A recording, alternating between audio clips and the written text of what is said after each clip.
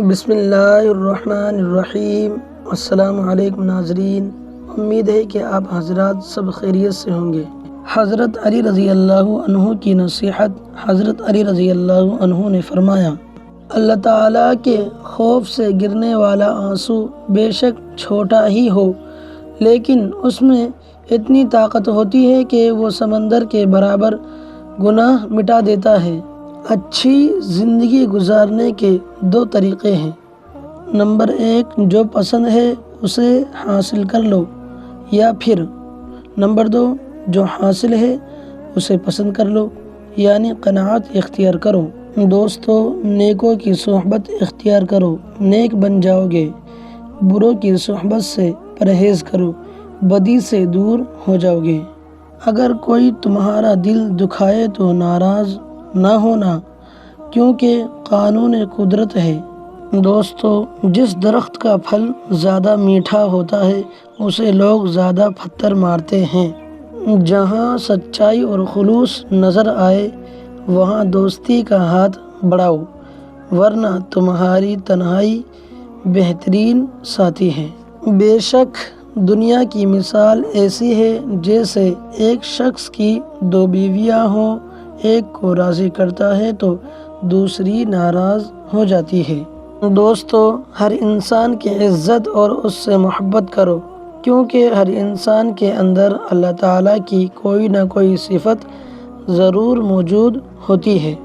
دوستو، عبادت ایسی کرو جس سے تمہاری روح کو مزہ آئے، کیونکہ جو عبادت دنیا میں مزہ نہ دے وہ آخرت میں کیا جزا دے گی۔ دوستو، یہ نہ سوچو کہ اللہ دعا فوراً قبول کیوں نہیں کرتا، بلکہ یہ شکر کرو کہ اللہ ہمارے گناہوں کی سزا فوراً کیوں نہیں دیتا۔ دوستو، 4 باتیں علم کا نچوڑ ہے، دھیان سے سنیں۔ نمبر 1، اللہ تعالیٰ کی اتنی عبادت کرو جتنی تمہیں اللہ کی ضرورت ہے۔ نمبر 2، اللہ کی نافرمانی اتنی کرو جتنا اللہ کے عذاب پر صبر کر سکتے ہو۔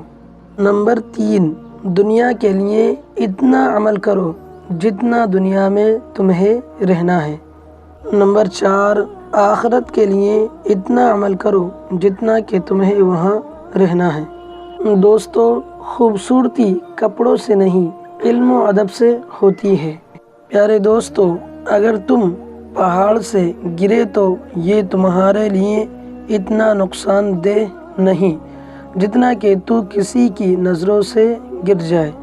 دوستو، جو تمہیں خوشی میں یاد آئے سمجھو تم اس سے محبت کرتے ہو، اور جو تمہیں غم میں یاد آئے تو سمجھو وہ تم سے محبت کرتا ہے۔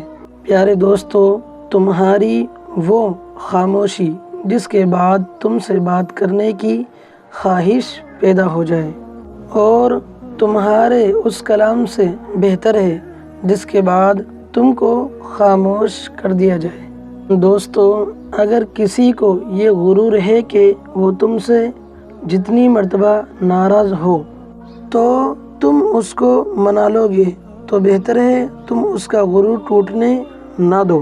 دوستو، جو دکھ دے اس سے تعلق نہ رکھو، اور جس سے تعلق نہ رکھو اسے دکھ نہ دو۔ دوستو، جو حسد ترک کر دیتا ہے لوگ اس سے محبت کرنے لگتے ہیں۔